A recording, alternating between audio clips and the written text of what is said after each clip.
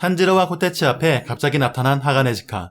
그는 느닷없이 뒷일은 자신에게 맡기라며 칼을 가져가려고 했고, 이를 막는 탄지로 코테츠와 실랑이를 벌이게 됩니다. 왜 가져가려고 하는지 아무런 이유도 말하지 않고 그저 자신에게 맡기라며 녹음기를 돌리는 하가네즈카에게 탄지로와 코테츠는 칼을 남겨줄 수 없었고, 이윽고 하가네즈카가 탄지로와 코테츠를 떨쳐냅니다. 그때 카나모리가 나타나 하가네즈카의 급소는 옆구리라며 간지럼을 태웠고 그를 잠시 봉인하게 됩니다. 그리고 하가네즈카의 행동에 관해서 이야기해 주었죠. 하가네즈카가 벌크업이 된 모습으로 나타난 이유는 탄지로가 죽지 않게 더욱 강한 칼을 만들기 위해 수련했기 때문이었습니다. 하가네즈카는 성격 탓에 검객들의 담당 도공에서 잘린 적이 한두 번이 아니었는데, 그런 상황에서 탄지로만이 줄곧 하가네즈카에게 칼을 맡겨왔던 것이었고, 이에 카나모리는 하가네즈카가 기뻤을 거라고 말해주었습니다. 또한 도공을 무시하는 무이치로에게 맞서 도공의 소중함을 이야기한 탄지로의 모습을 보고 큰 감동을 한 것이 아닐까 싶네요. 마침 부활한 하가네즈카는 녹슨 칼을 하가네즈카가에 전해 내려오는 연마술로 갈고 닦아주겠다고 비장하게 말했습니다.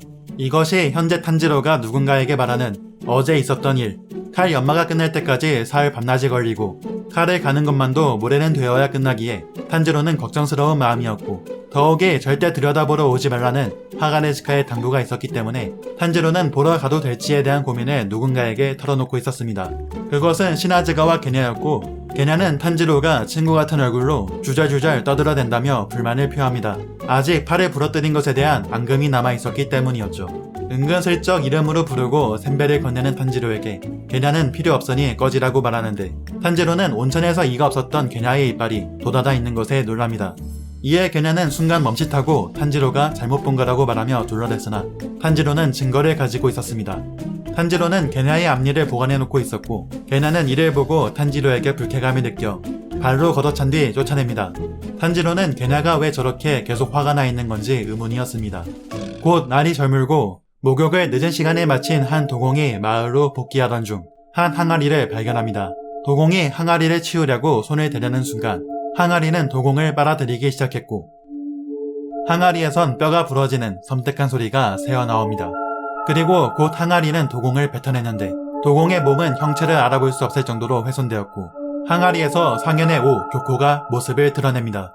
무잔의 소망에 다가가기 위한 정보를 붙잡았다는 교코의 말, 그것은 도공마을의 위치였던 것이었죠. 혈귀 사냥꾼들의 보급을 차단하는 것으로 약체화를 노리는 것이었습니다. 한편 또 다른 상현 한탱구도 지붕 위를 기고 있었고, 무잔에게 대드는 자들을 몰살해야 한다고 내뱉습니다. 그리고 그 지붕 밑엔 탄지로와 네즈코가 잠들어 있었죠.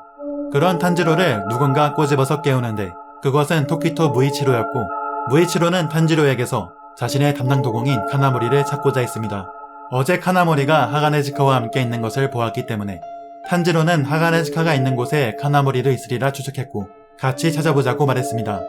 그런 탄지로에게 무이치로는 어째서 남한테 신경 쓰는지 물어보았고, 이에 탄지로는 답합니다.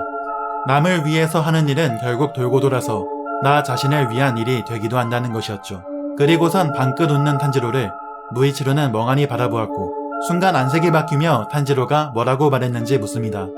무이치로의 질문은 마침 네즈코가 깨어나는 바람에 흐지부지 되어버렸고, 같이 하가네즈카가 있는 곳으로 가자는 탄지로에게 무이치로는 네즈코가 뭔가 굉장히 이상한 생물이라고 말합니다.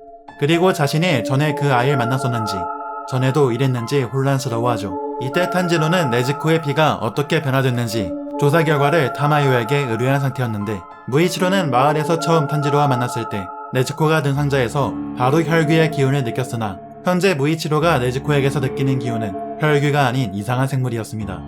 무이치로는 이상한 생물에 대한 생각, 탄지로는 고양이가 언제 나타날지에 대한 생각으로 고민하던 즈음 무이치로와 탄지로는 문 밖에서 어떤 기척을 느꼈는데, 문을 열고 들어온 것은 상현의사 한탱구였습니다. 규타로와 마찬가지로 낌새를 가리는 교묘함, 실제로 눈으로 보기 전까지 혈귀로 인식하지 못할 정도의 낌새, 눈 한번 깜빡거리는 찰나도 안 되는 순간 무이치로와 탄지로는 이 혈귀가 틀림없이 상현일 거라고 판단하여 곧바로 전투태세에 들어갑니다. 무이치로가 안개의 호흡 제4형 이류배기를 사용했으나 한탱구는 뛰어올라 피했고, 탄지로는 하가네즈카가 배려준 칼로 히노카미 카구라 양화도를 사용합니다. 떨어진 한탱구를 각성한 네즈코가 발로 걷어차며 한탱구는 상현의 혈기치고는 허접한 모습을 보이는데, 무이치로가 단칼에 목을 베어냅니다. 하지만 탄지로는 규타로와 다키와의 전투 경험을 통해 특정 조건에 충족해야만 쓰러뜨릴 수 있는 혈귀의 존재를 알고 있기에 무이치로에게 방심하지 말라고 일러주었고, 곧 잘린 머리에선 몸통에선 머리가 돋아나기 시작해 두 채의 혈귀로 분열합니다.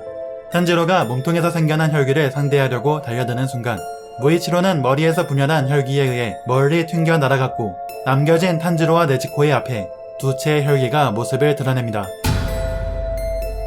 이어서 카라쿠가 석장을 내리치자 번개가 내리쳤고, 탄지로는 의식이 날아갈 것 같은 상황에 지붕 위에 누군가의 모습을 확인하게 됩니다. 그는 총을 든 시나제가와 걔네였습니다.